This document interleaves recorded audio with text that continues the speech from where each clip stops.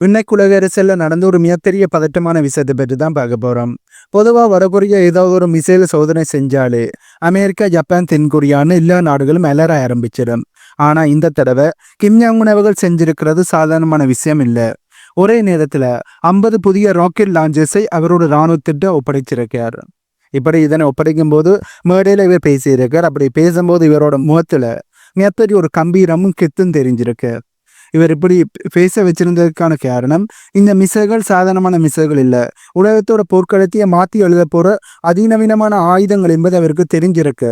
இதனாலதான் இதனை தன்னுடைய இராணுவத்தில் இணைக்கும் போது ரொம்ப கெத்தா தன்னுடைய ஃபேஸை வச்சிருக்கார். இதை பற்றியும் இந்த இராணுவத்தில் இணைக்கப்பட்ட மிசைல்களை பற்றியும் தான் இன்றைக்கு இந்த வீடியோவில் நாங்கள் தெளிவாக பார்க்க போறோம். வீடியோக்குள்ள போறதுக்கு முன்னே நம்ம சேனலை சப்ஸ்கிரைப் பண்ணி பக்கத்துக்கு பெல் ஐக்கானு கிளிக் பண்ணி வைங்க. அப்பதான் நான் போடக்கூடிய வீடியோஸை நீங்க உடனுக்குடன் பார்க்க முடியும். வாங்க போய் வீடியோக்குள்ள போகலாம். இந்த 50 ராக்கெட் லான்ச்சர்ஸை பற்றி நாம ஏன் பெருசா பேசணும், அப்படி இதுல என்ன ஸ்பெஷாலிட்டி இருக்குன்ற கேள்வி கண்டிப்பா உங்களுக்கு எழும்பும். இதுல இருக்கிற இந்த 600 mA கேலிபர் அப்படிங்கிறது சாதாரணமான நார்மலான விஷயம் இல்ல. உலகத்துல இருக்கிற மற்ற ராக்கெட் சிஸ்டத்தை விட இது ரொம்பவே பெருசு. இதோட உருவமே பார்க்கறதுக்கு ஒரு குட்டி ஏவுகணை, ஒரு குட்டி மிசைல் மாதிரி தான் இருக்கு. ஆனா நிஜமான மேட்டர் வேற.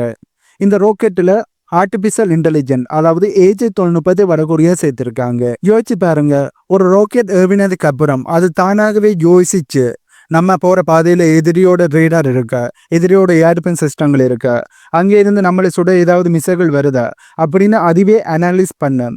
முன்னாடியெல்லாம் ஒரு ராக்கெட் ஏவினா அது காத்துல போற திசையை வச்சு கொஞ்சம் முன்ன பின்ன போய் விழும். ராக்கெட்டை துல்லியமா தாக்குவது கொஞ்சமே குறைவாக இருக்கு.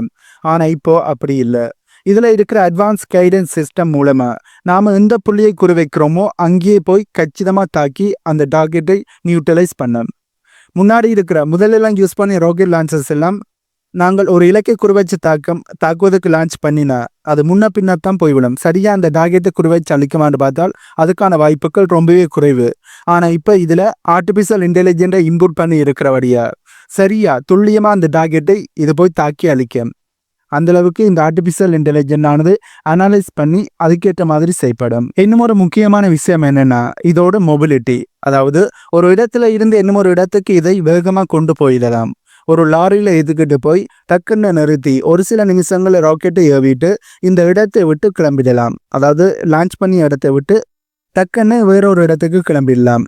இதனால எதிரி நாடுகள் இவங்க எங்க இருந்து தாக்குறாங்க அப்படின்னு கண்டுபிடிக்கிறதுக்குள்ள இங்க வேலையை வடகொரியாவோட ராணுவ வீரர்கள் செஞ்சு முடிச்சிருப்பாங்க. அப்புறம் இதுல இருக்கிற சூப்பர் லார்ஜ் அப்படிங்கிற வார்த்தையை கொஞ்சம் நோட் பண்ணுங்க. இதுல இருந்து வர்ற அந்த தீப்புலம்பும் சத்தமும் எதிரி நாட்டு ராணுவ வீரர்களுக்கு ஒரு உளவியல் ரீதியான பயத்தை ஏற்படுத்தும். வெறும் ஆயுதமா மட்டும் பார்க்காம இது ஒரு ஸ்மார்ட் வெப்பனா வடகொரியா மாத்தி இருக்கிறது தான் இன்னைக்கு டெக்னாலஜி உலகத்துல பெரிய ஒரு ஆச்சரியமா பார்க்கப்படுது. என்னோட ராக்கெட் லான்ச்சர்ஸ் என்பது ஒரு சாதாரணமான இழப்புகளை ஏற்படுத்துகிற ஒரு ராக்கெட் லான்ச்சர்ஸ் ஒரு வெப்பனா தான் பார்க்கப்படும். ஆனா இது துல்லியமா தாக்கும் போது தான் இழப்புகள் அதிகமாக எதிரிகளுக்கு ஏற்படும். அதுவும் இதனை துல்லியமாக தாக்கிட்டு ஒரு இடத்துல இருந்து இன்னொரு இடத்துக்கு வேகமாக போகக்கூடிய மாதிரி இதனை வடிவமைத்திருப்பது கண்டிப்பா இது ஸ்மார்ட் வெப்பன். வடகொரியா சொன்ன மாதிரி இது ஸ்மார்ட் வெப்பனாக தான் பார்க்கப்படுது. இதுதான் பலருக்கும் ஆச்சரியத்தை ஏற்படுத்தி இருக்கு. இப்ப நாங்க இந்த வீடியோட முக்கியமான விஷயத்தை பார்க்க போறோம். இது சாதாரணமான ஒரு ராக்கெட் லான்ச்சரா இருந்தா கூட பரவாயில்ல. ஆனா இதுல வடகொரியா செஞ்சிருக்கிற ஒரு பெரிய ஒரு கேம் சேஞ்சர் என்னன்னா இதோட நியூக்ளியர் கேப்பபிலிட்டி. பொதுவாக அணு ஆயுதம்னாலே ஒரு பெரிய மிசைலாகத்தான் இருக்கும் என்று நாங்கள் நினைப்போம். ஆனால் இந்த 600 mm ராக்கெட்டில் டாக்டிக்கல் நியூக்ளியர் வார்க்கெட்டை பொருத்த முடியும்னு சொல்கிறாங்க. அது என்ன டாக்டிக்கல் நியூக்ளியர் வார்க்கெட் அப்படின்னா என்னென்ற கேள்வி உங்களுக்கு இருந்தது. ஒரு குறிப்பிட்ட ஒரு சின்ன பகுதியை மட்டும் டோட்டலாக அழிக்கிறதுக்காக தயாரிக்கப்பட்ட ஒரு குட்டி அணுக்கரு முனைகள், அதாவது வார்க்கெட்டை தான் இப்படி சொல்வார்கள். இது ஏவுறதுக்கு ரொம்பவே ஈஸியாக இருக்கும். ஆனால் இதோட பாதிப்பு கற்பனை பண்ணி பார்க்க முடியாத அளவுக்கு ரொம்ப அதிகமாக இருக்கும். இப்போ இதோட ரேஞ்ச், அதாவது தாக்கும் தூரத்தை எடுத்து பார்த்தோம் என்றால் இது 400 கிலோமீட்டர். இது கேட்கறதுக்கு ஒரு சின்ன நம்பரா தெரியலாம். ஆனா மேப்பில் வச்சு பார்த்தீங்கன்னா ஒரு விஷயம் தெளிவாக புரியும். வடகொரியாவோட போர்டர்ல இருந்து இந்த மிசைலை லான்ச் பண்ணினா தென்கொரியா, அதாவது சவுத் கொரியாவோட எல்லா முக்கிய நகரங்களும் இதோட ரேஞ்சுக்குள்ளதான் வரும். முக்கியமா அமெரிக்காவோட இராணுவ தளங்களும் இங்க நிறையவே இருக்கு. அது எல்லாத்தையும் இதனால குறிவைத்து தாக்கி அளிக்க முடியும். அதையும் துல்லியமா தாக்க முடியும். இன்னும் ஒரு பயங்கரமான விஷயம் என்னன்னா இந்த 50 ராக்கெட் லான்ச்சர்ஸ்களும் ஒரே நேரத்தில் செய்யப்படக்கூடியவை. ஒரு லான்ச்சர்ல இருந்து சில நொடிகள் இடைவெளியிலேயே அடுத்தடுத்த ராக்கெட்டுகளை லான்ச் பண்ண முடியும். யோசிச்சு பாருங்க, 50 வண்டிகள்ல இருந்து ஒரே நேரத்தில் நூற்றுக்கணக்கான ராக்கெட்டுகள் அணு ஆயுதங்களோடு கிளம்பினா எந்த ஒரு ஏர் டிஃபென்ஸ் சிஸ்டத்தாலையும் அதனை தடுத்து நிறுத்த முடியாது. அது மட்டும் இல்லாம இந்த ராக்கெட்டுகள் ரொம்ப குறைவான உயரத்துல, அதாவது லோ ஆல்டிடியூட்ல பறந்து வரும். இதனால எதிரி நாட்டு ரேடார்களுக்கு இது வர்றதே தெரியாது. ஏதோ ஒன்று வருதுன்னு கண்டுபிடிக்கிறதுக்குள்ள அது வந்து விழுந்து வெடிச்சிடும், டார்கெட்டை நியூட்ரலைஸ் பண்ணிடும். இதனால தான் அமெரிக்கா மாதிரியான வல்லரசு நாடுகளே இப்போ கொஞ்சம் கவலையில இருக்காங்க. பொருளாதார தடைகளை போட்டு நார்த் கொரியாவை முடக்க பார்த்தோம். ஆனா இவங்க இவ்வளவு அட்வான்ஸான ஆயுதங்களை செஞ்சுட்டாங்களே அப்படின்னு உலகமே இப்ப வியந்து பார்த்து கொண்டு இருக்காங்க. ஏன் வரக்கூடிய இவ்வளவு கான்பிடென்டா இருக்கு? அவங்க மேல உலக நாடுகள் எவ்வளவோ தடைகளை போட்டாலும் அவங்க எப்படி இன்னும் கெட்டா நிக்கிறாங்க என்ற கேள்வி கண்டிப்பா உங்களுக்கு அனுப்பும். இதற்கு பின்னாடி ஒரு பெரிய ஒரு ரகசியம் இருக்கு. அதுதான் செல்ஃப் ரிலையன்ஸ், அதாவது தற்சார்பு. நிறைய நாடுகள் ஆயுதம் வாங்குறதுன்றாலே அமெரிக்காவோ இல்லை ரஷ்யாவோ இல்லை சீனாவையோ நம்பித்தான் இருப்பாங்க. ஆனால் வடகொரியா அப்படி இல்லை.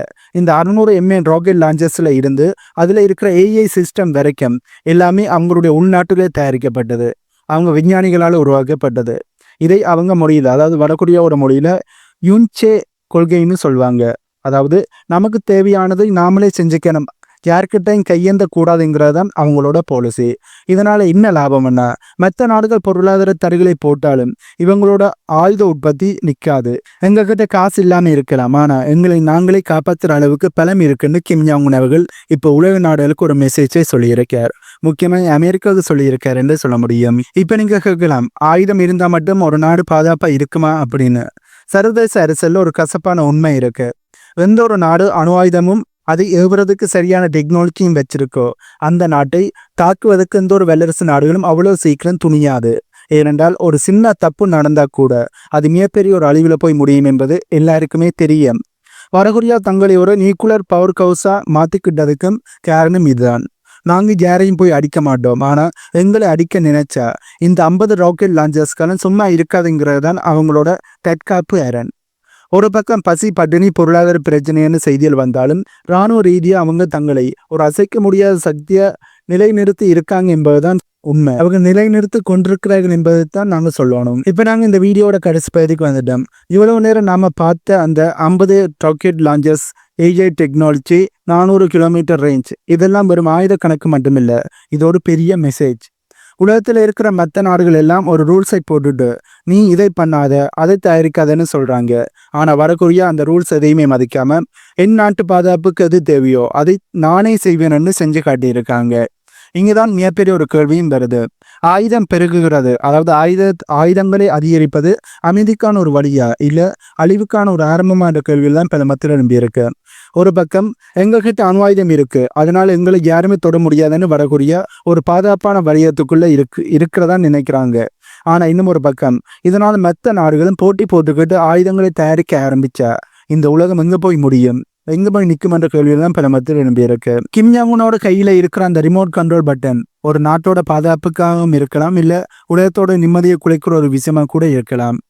இவ்வளவு நேரம் எங்களுடைய வீடியோவை நீங்க பார்த்தபடியே உங்கள்கிட்ட ஒரு கேள்வி கேட்கிறேன். சாப்பாட்டுக்கே கஷ்டப்படும் ஒரு நாட்டுக்கு இந்த மாதிரி கோடிக்கணக்கான ரூபாய் செலவு பண்ணி அணு ஆயுதங்களும் AI ராக்கெட்டுகளும் உண்மையிலேயே தேவையா, இல்லை பசி வந்தாலும் பரவாயில்ல பாதுகாப்பு தான் முக்கியம்னு அவங்க எடுக்கிற முடிவு சரிதானா? இதை பற்றி உங்களுடைய கருத்துக்களை மறக்காம கீழே கொமெண்ட்ல சொல்லுங்க. அதுவும் உங்களுடைய மனசுல என்ன தோணுது என்பதை வெளிப்படையாக சொல்லுங்க. ஆகவே இந்த வீடியோவில் நான் சொன்ன தகவல்கள் உங்களுக்கு புதிதாக இருந்திருக்குமென்னு நம்புறேன். இந்த தகவல்கள் உங்களுக்கு புதிதாக இருந்தால் இந்த வீடியோக்கு லைக் பண்ணி நம்ம சேனலை சப்ஸ்கிரைப் பண்ணி பக்கத்துக்கு பெல் ஐக்கானும் கிளிக் பண்ணி வைங்க. அப்பதான் நான் போடக்கூடிய வீடியோஸை நீங்கள் உடனுக்குடன் பார்க்க முடியும். இன்னும் ஒரு புதிதான தகவல்கள் உள்ளடங்கிய புதிய வீடியோவில் உங்களை வந்து மீட் பண்றேன்.